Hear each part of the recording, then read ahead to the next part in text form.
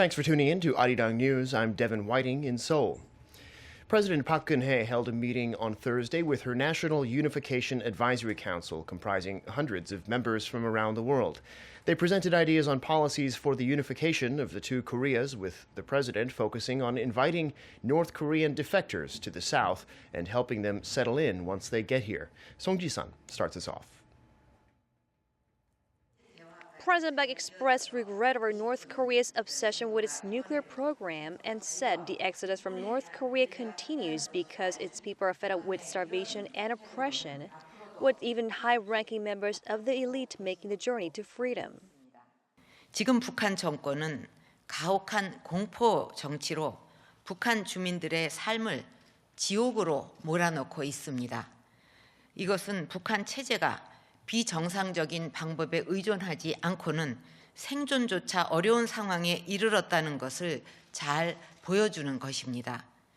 With the number of defectors now topping 30,000, the president vowed to support them with all necessary measures so they can adapt and settle down in South Korean society.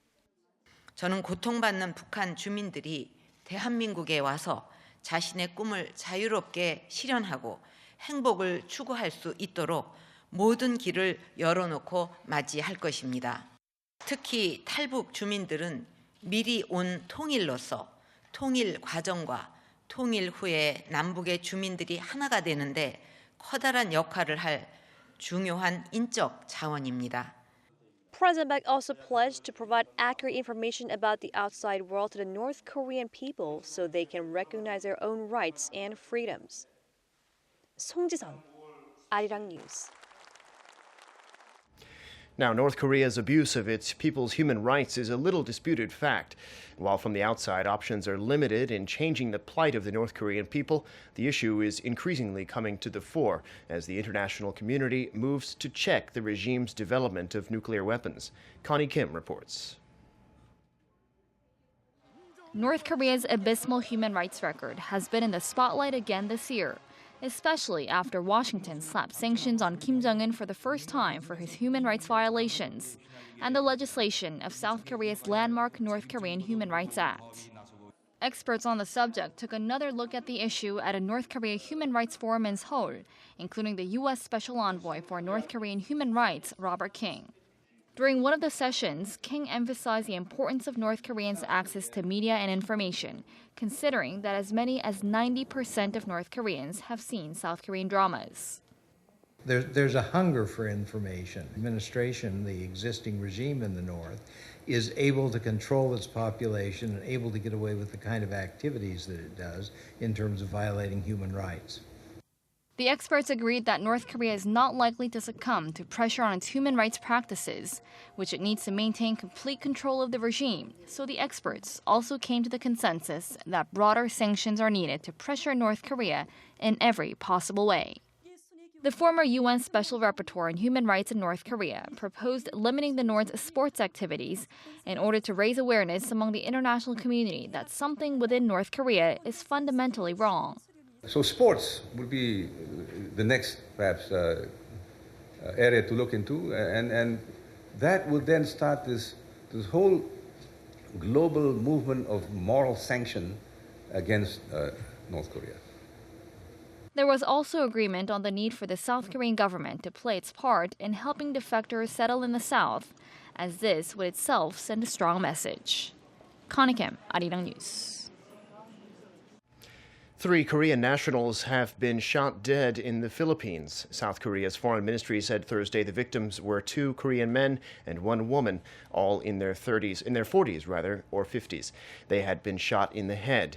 An initial investigation by Korean police showed they arrived in the country in August and were unlikely to be tourists. However, no concrete evidence has yet been found as to what they were doing. The incident occurred in the city of Bacolor, about 75 kilometers north of Manila. Korea's embassy in the Philippines was told by local police that the bodies were found on Tuesday at a sugarcane farm. One of the men had had his feet tied together and the woman had her wrists bound. Korea dispatched a special investigative team of 3 veteran police officers and a professor from the National Forensic Service. This is the 4th case this year of Koreans being murdered in the Philippines. In other news, the Bank of Korea on Thursday held its growth outlook for this year steady at 2.7%. For next year, however, the central bank has revised its outlook down 0.1 of a percentage point to 2.8%. Due to a lack of hoped-for momentum. Experts say the economy is being weighed down by the government-led corporate restructuring of the nation's ailing shipping and shipbuilding industries. The BOK's outlook for 2017 contrasts with that of the government, which expects growth to break into the 3% range. Samsung Electronics has begun offering refunds and exchanges to consumers in Korea who bought its troubled Galaxy Note 7 smartphone. If that's you, here's what you need to know. Telecom outlets nationwide will offer the refunds and exchanges until December 31st. Note 7 users do not have to give back the free gifts that were bundled with the phone, like the Gear VR headsets.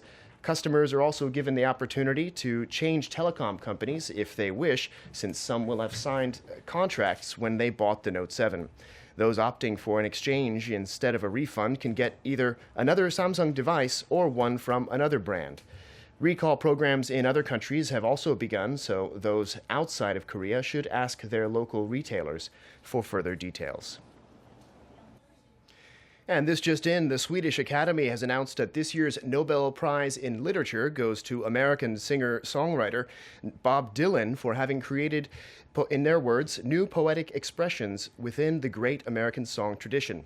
Last year, it awarded Svetlana Alexievich, a Belarusian author and investigative journalist, for her works on key events affecting Belarus during and after the Soviet era. That's all for now. Thanks for watching. More to come on News Center in 2 hours' time. Bye for now.